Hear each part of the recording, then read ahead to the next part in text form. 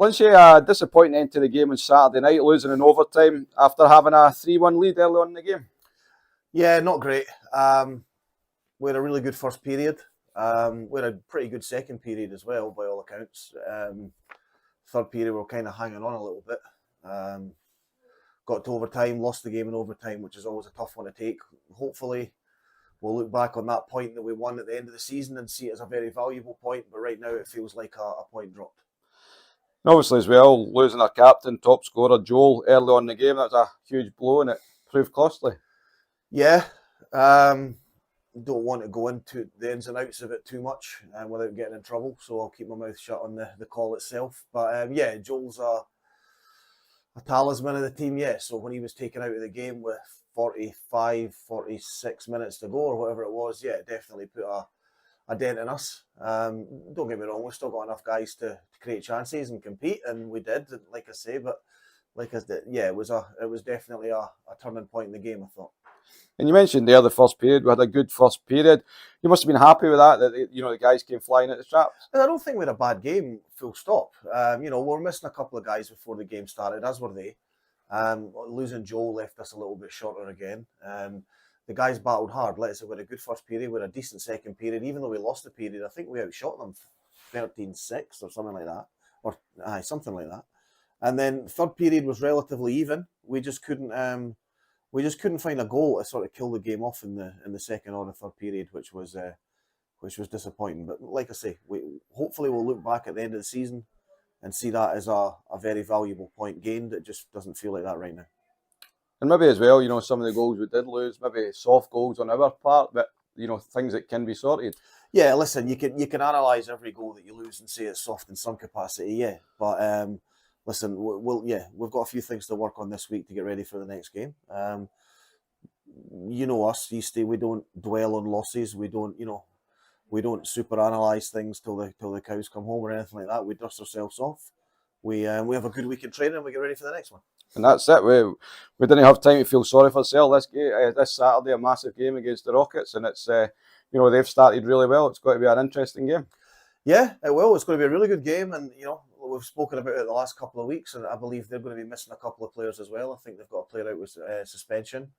I think they've got a couple of injuries too, so we might not find them at full strength either. So it's it's got the makings of a great game. There's going to be a good crowd in the place. We've not had a home game for a while. Be a good night.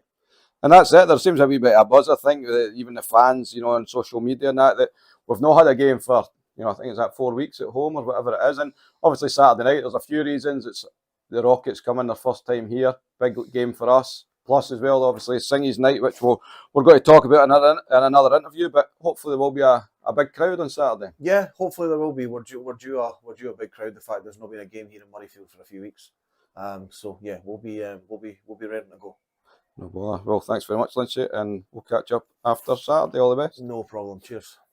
It's the first time we've been joined on Caps TV by one of our new signings, Kris Phillips. Philly, unfortunately, it's after a defeat on Saturday night, but probably a tough one to take. It was, yeah. After the game, especially when we were doing so well to start with, and then it kind of all fell apart. Sorry, it was a bit of a rough one, to be honest. The room was quite flat. So we raced to a 3-1 lead in the first period. You and the boys, you must have been happy after that first period going into the break because you started really well. 100% flying. It's always good to go up to Aberdeen and start off as well as we did. But things changed. So sadly, we just couldn't get that fourth goal that probably would have killed the game off. And obviously Aberdeen battled back and took it to overtime, and then obviously they grabbed the extra point. How did you view that second and third period? It's a bit of a strange one because obviously we started off so well. So as always, when things like that start to change in the game, and especially in Aberdeen, it's a very, very tough building to play in when they're on a roll. It's loud. So yeah, it was a bit of a deflating second period, and then the third period we just couldn't get going. So the overtime, it was kind of short-lived. I think they scored within 30-40 seconds to grab that extra point. But overall, we're just even saying there to Lynchy, it's not the end of the world. We're still in the standings, aren't we? And it's, the top three, there's only a couple of points between it, and it's all to play for, isn't it? 100%. That could be a point that makes a massive difference towards the end of the season. And if you're going to kind of fall apart halfway through a game and we still get a point out of that, it's better than losing the 2 points that could be valuable. So this Saturday, it's a huge game. We welcome the Dundee Rockets to Murrayfield. First time, obviously, a brand new team, but a few familiar faces in that lineup that you played with the Tigers last year. Yeah, 100%, and the comments before that as well. So there's a few boys there that are classed as friends, and yeah, it'll be good to play against them. And to be fair to them, they've started really well, and they're putting a couple of solid performances. Absolutely, very strong team. They've got a solid coach as well, so it's going to be a challenge, but that's the kind of games you like to play in. So far, you've been here, a couple of months now. How much you enjoyed it so far being in Edinburgh? Absolutely love it. I was just, when I was here before, actually should have come back. I regret not coming back when I went and signed in Dundee. But yeah, love it. The guys are great. The room's great. It's an old school ice rink, so it's quite good to play in front of it. And the fans, especially, the fans are absolutely phenomenal. So. Have you noticed that a big difference? Obviously, no disrespect to the Tigers, but the size of the crowds. It must be, as a player, so much better to play in front of. Yeah, the atmosphere at times playing for the Tigers, because there wasn't as many people there, could be flat. But here, it's never flat, And playing against Edinburgh last year and the year before, seeing when Edinburgh used to get on a roll, score a couple of goals, again, it's like Aberdeen. It's very, very hard to try and turn that around on its head. So can I ask as well, Philly, see, being a player playing against the Caps the last couple of years, was this a place that, as a team, you looked forward to coming to, because it was, it was a big crowd, and it's kind of like a cup final game, if you know what I mean, coming here? Yes and no. Looked forward to it because of that. It's awesome to play in front of lots of people, atmosphere-wise, but no, because it was always a very, very tough game.